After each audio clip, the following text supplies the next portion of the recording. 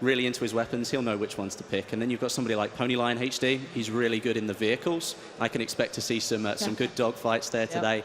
But obviously, we've got the other end of the spectrum. We've got people like Ali-A and Vikkstar, who are both big FPS players in their own right, and I think they'll bring something different to the Battlefield today as well. Yeah, I'm really excited to see Drunks as well, ex-Battlefield 4 pro player for Fnatic. He was a bit of a monster in his time, so he could have some fun here, but we'll see how much he's been able to put into this, because we are into it. And look how gorgeous this looks already. You can see this huge environment, and this map is not small. This is only just a part of it, and you know, that looked fairly big already. So here we go, with tanks rolling into the battle, and in the background there you can already see some of the capture points. At the top of the screen you can see there are 7 on this map. So actually, in case people are new to Battlefield as a whole, maybe they haven't played the previous iterations and they're just watching this to see what's going on here, we'll jump into the content soon enough. Explain to us how this game mode works so people know what to be looking for here, Westy. Okay, so Conquest is your bread and butter for Battlefield. It's like the original game mode. And, you know, you're fighting for control of the whole map. You've got various things that you need to be looking for, different capture points all over the map. And here already, as you can see, we are on board with Level Cap, and something that I think he's been doing quite a lot recently is playing with the Flame Trooper. Now, unfortunately, it's switched away, but hopefully we can go back to that in a minute. Yeah, we can definitely check that out. The horses are out now. We're going to have 3 games of this, so don't worry, we'll get to break down this content for you. Yep, and maybe all that Johnny Cash has inspired the Ring of Fire, you know what I mean? It all comes out now, we're going to see it going on. But yeah, this is the horse gameplay that we were looking for. Again, though, you're not going to get away with it. You can't just charge at 2 people and hope for the best. You will be taken down. It looked like the horse may have survived that, but the rider certainly didn't. Well, yeah, that's an interesting point, actually. It's the horse is very similar to other sort of open vehicles where you can die, but your vehicle, or horse in this case, may survive, because the horse has a higher health level than you do. So let's take ourselves through this map as well. What have we seen so far? It looks as though we've got kind of an... Nice takedown. What we're looking at so far is some sick sniping. All right, but coming back to the point, it looks like we've got a nice little area for what may be more infantry-based battling, and then you've got this huge landscape as well. There's quite a lot going on here. If you imagine sort of like an oval shape to this map, at the top of the oval you've got an infantry section. It's almost like a little village, and we're in it now looking at some close quarters gameplay. And this really is sort of your destructible environment of the map. And there's a lot. In fact, I think there are 3 capture points on Conquest in this zone alone. So they are very close together, but they all vary a little bit. As you saw there, there's a capture point around the flag or the antenna. That there is a little bit more open, and then some of the capture points are further into these buildings, and obviously that creates even more close quarters gameplay. And then you go beyond that, and then you've got some of the capture points that are spread further around the edges of the map, and then you have one lone capture point right in the middle of the desert, in between all of the sand dunes. And that's one that's definitely going to be fought over with all the tanks and all of the biplanes flying over. And I'm loving the diversity of weaponry we're seeing so far. Already, you've seen the shotgun coming through, clearing out that close range where in that infantry sort of area where they really flourish, you get to punish. And it looks like we're on board with Sinai. This is not prop hunt, I can tell you that right now. So he's going to be going for it, going with the charge. You've got to get into the battlefield and do some work here. But you can see the punish come out from the others. Already set up very well. There's gorgeous rifles. Going to nick the horse and go for a ride. Why not? Go for it. It's up for grabs. You may as well take it if you can. Unfortunately, he didn't manage to get away there. But, you know, that was a valiant effort. I think he deserves some credit there. Always going for the anti-tank line on the horse. That was an interesting way to try and take that one down. And so far, the horses look really good here. They look like they work with the map. They don't seem to be clunky or just, you know, out of place. They seem to be really having a purpose. However, the riders, on the other hand, are being punished. The plane crashes. This environment is absolutely beautiful. As you can see, as we take ourselves through this one, the teams are battling out hard. And actually, Westy, this is pretty close so far. It is very close, actually. Obviously, the Ottoman Empire up there on the right have taken a 5-point lead or so. And actually, we'll talk about the point system here, because that goes back to the Conquest game mode. It's slightly changed in Battlefield 1. There's no ticket bleed anymore. You might remember in previous games, if you killed a player, the score would change. Yep. And the way that the scoring has changed as well. It no longer counts down to 0, it counts up to a top value. And to remove the ticket bleed puts further emphasis on all of those capture points. You have to capture the flags in order to gain points for your team. And I think that's such an intrinsic thing with Battlefield, though. You play for the team, you play for the objective. You can't just win on your own. You have to be as one, and focusing on taking those points down is part of the plan. And taking yourself towards the caps here, And actually, let's talk through that there, because we saw the bayonet charge coming out. Now, I know some people know this, some don't. Again, you know, new viewers coming through may not realize that maybe that's not always the best idea to take yourself further into it, because maybe sprinting works out better. Can you take us through a little bit of that mechanics? I know you know about it. Yes, I do. So the bayonet charge mechanic, obviously it's intended to take down a player. You charge straight into them with a very sharp object. The pointy. But it can be used in another way, and a lot of people have started using it to very quickly get themselves out of a sticky situation. Maybe they're caught in a crossfire, they don't want to be there, or there's a player in front of them, they're not ready to go. They turn around and they bayonet charge out of the way because you sprint so much faster. However, though, after that sprint, you can only walk, because obviously you've just gone for a fairly serious sprint. And you can't sprint normally after that point, and that can sometimes leave you very vulnerable. Well, we're going to be seeing that up-close action here. The melee comes out, an absolute takedown comes in. That was lovely to watch. However, the tanks are doing the major work. I think that's actually X-Factor in one of those, driving around, doing everything they can. But there are counters to this. Now, maybe new players, so they're going, well, how do you deal with a tank? You know, I'm just a man, but there are ways to get around this, isn't there? 100%. I mean, there are specific classes that are actually built to deal with that, and in this game, you're looking at the assault. And something that you might notice that you might not have seen before in previous trailers or gameplay from the alpha is that the assault players now have access to explosives. A bit like what you might call C4, but obviously a World War I version of that. So it's more like a dynamite stick. And that's something that you're likely going to see in the gameplay today. Very up close and personal, though. You have to get close to the tank to be able to get near enough to throw the dynamite. It doesn't stick like modern explosives do, so you have to be very close and sort of catch the tank unawares. Yeah, and Stone Mountain trying to hold on here. The rest of his team was almost wiped at that point. His squad was in dire straits, so he's going to try and do what he can on the objective almost here, near that train station. Try and keep this one under wraps. You're going to see, actually, at the moment, it's the British Empire taking a strong lead, at least for now. The tickets don't reflect that just yet. And, oh, here we go. The train has been deployed.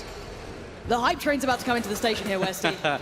Yes, this is actually a really interesting bit, because even though it's a behemoth, and yes, it's designed to change the game, it really depends on how you use it. If you don't use it correctly, then you could actually leave yourself more vulnerable. It could go very quickly indeed, and then you've lost your chance to sort of change the tide of the battle. And let's go down that route, actually, because we're going to see it in action very, very soon. The point is, it doesn't really get to the capture points, does it? It only really goes by one. It has an effect on a second. It does do damage. There's no disputing that. Here comes the train now. And yes, it is on rails for anyone else out there who wants to make a joke about that. No, it is on rails, and it features 6 different seats, plenty of cannons on the side. It's actually got an anti-air cannon as well, so it is extremely powerful, not only to ground units, but people up in the sky really do need to pay attention as well. Now, speaking of up in the sky, though, there has to be a counter to this, as you said. There are ways to play around these behemoths, because we saw on that first map, people were kind of unsure how to deal with it the first time. Then you see that everyone coming together, taking it down and working through it. How do you deal with that train? Well, one of the things that you can do is, as an infantry unit, obviously, as I said, the assault player does have access to some explosives, but in my own sort of experience of looking at the games that we've seen, players in sort of planes are going to be the best ones to sort of so eyes in the sky here. Yeah, eyes in the sky, really. You've got people in the bombers, and they're the ones who can deal a massive amount of damage. If they lay down a carpet of bombs on top of that train, they're going to do a massive amount of damage. Well, speaking of it, you highlighted Ponyline HD as one of the players you wanted to watch for this ability. And he's already eyeing up that train. He knows what he wants out of this one. Definitely, but just so we can see here, this is a really good shot of just the scale of the map as well. It's absolutely massive. It is a huge map. You can see the objective off in the middle there. He's taking some serious damage, but he's going to come in, I think, for another strafe run if... Oh, he's going for the repair. He feels like he's safe enough to do that. But I think he's probably going to come in for another strafing run on that train.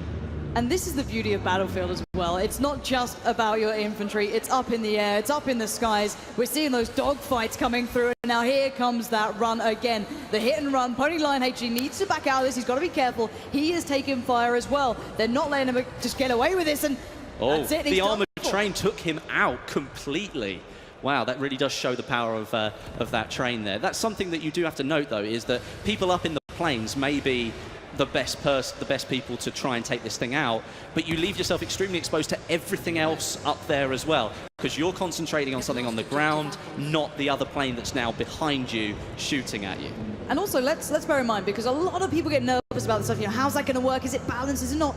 Keep your eyes on the tickets. They haven't gone drastically in one favor. It's more even the scoreboard. It's meant to be able to turn the tide of the war almost. And oh, we've got a little bit of action. Oh, he was Cyber Wolf and whiffs the pistol shot. You're going to get punished there. The MP18 trench gun is going to deal with you very swiftly. They tried to go for like a sneaky melee kill, but it didn't quite pay off. And you know what? It happens to me all the time. You try and go for it, and then the person turns around at the last minute, and of course they're the one standing there with a fully automatic weapon whilst you've got a bolt-action rifle. So, and that again is the beauty of Battlefield. It's the rock, paper, scissors mechanic. Everything has a counter. If you're going in for the melee, you better be aware that that person could turn around at any moment, and you've left yourself extremely vulnerable.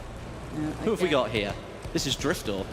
He's taking the tank into perhaps uncharted territory, into a more infantry part of the map, but of course he's putting a lot of power behind those infantry units there. Yeah, that's certainly going to do some great damage, but already you can still find this infantry battle going on. These buildings allow for perfect cover. The map, however, does change. The cover, it just completely removes itself throughout this battle. And again, you can see here on the ground to the right-hand yeah. side, you can see the craters that have been formed in the ground. That could have been from a dumbfire rocket from the plane. It could have been the anti-tank grenade. There are so many things that you need to be aware of in this game, and terrain deformation is one of them. Suddenly you might be able to use that as cover, but on other occasions, and most likely that cover has just been taken away. Yeah. It's interesting to note that that train was still going at that point, because the match has moved on a fair bit, but the train was still there, plucking away. And look at where the flags have been capped here. Let's keep that in mind. Only 2 are secure, 1 for each team. So at the moment, it's actually fairly even. Both teams going for different objectives, both running at the same time. You are seeing the covering fire going down, the suppression coming into the place. That flag is so contested right now. They're doing whatever they can. And at that sort of range, you're not going to have the best of luck with that sort of weaponry. And well, you're not going to have much more luck if you do that. That says accident. I'm not sure what happened there. A little backflip. It didn't go well. We're still running in favor of the Ottoman Empire here, but the gap is only 10 points. And as I said, kills don't count towards that score anymore. So there is a lot of frantic toing and froing around these flags, but now you can see that the British Empire now have control of, I think... That's a 4 lockdown at least. That's a 6 lockdown now. It's about to be. It's about to be 6 lockdown. And as you can see, the British Empire catching straight back up now, reducing their lead. And this is really where Battlefield can completely change in just the blink of an eye.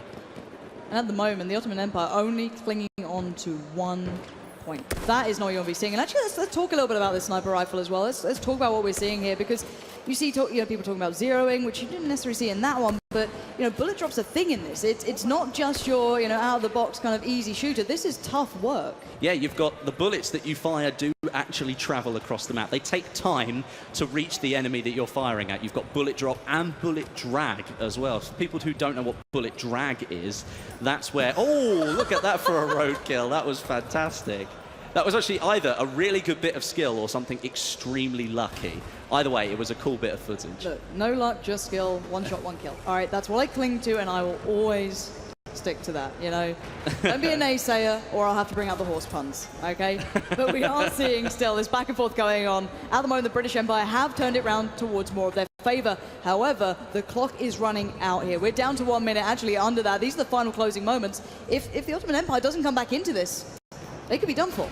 Well, looking at it now, I'd find it extremely unlikely if the Ottoman Empire really managed to pull anything back at this stage. Only 45 seconds to go. They have taken back a couple of points, but they appear to be losing them just as quickly as they're taking them. Perhaps the players on the map, their distribution isn't great at the end of the round. Maybe they're just frantically trying to capture whatever they can. And that's part of Battlefield. It forces you to change what you're doing. Suddenly you've got to focus on something different.